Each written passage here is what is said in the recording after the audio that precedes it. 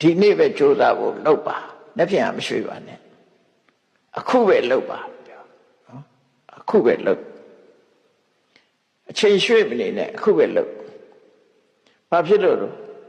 ကောဇင်ညပရဏံသူဝေနှစ်ဖြင့်ကအသက်ရှင်အောင်မလားသေအောင်မလားဘယ်သူသိလဲဘယ်သူမှမသိဘူးမသိဘူးမသိနိုင်ဘူးကောဇင်ညပရဏံသူဝေနှစ်ဖြင့်ကမှသေမလားရှင်မလားမသိဘူး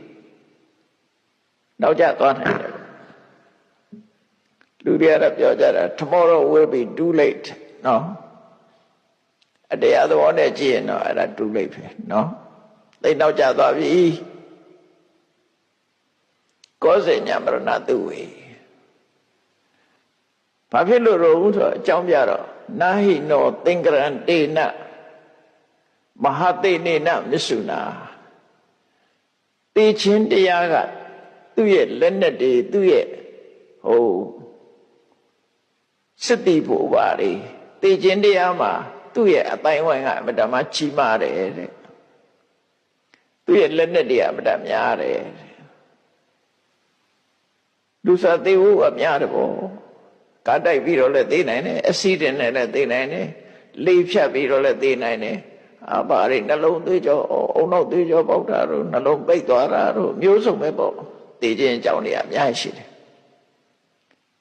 သိစရာအကြောင်းတွေအများကြီးရှိနေတယ်ပေါ့အဲ့ဒါကြောင့်မို့လို့မြတ်စွာဘုရားခဏပဲလောက်ပါလို့ပြောသိခြင်းတရားနဲ့သင်္ကရလို့ခေါ်တဲ့ချိတ်ဆက်လို့မရဘူးတဲ့ချိတ်ဆက်လို့ထားတာမရှိလူဆိုလို့ရှိရင်လူကပတ်စံပေးထားပြီဒီတရက်တော့စောင်းမအောင်လို့ပြောလို့ရလက်ထိုးထားရင်လည်းရပတ်စံပေးထားတယ်လက်ထိုးထားတယ်တနည်းအားဖြင့်ခင်မအောင်မိတ်ဆွေဖွဲ့လို့လည်းရရ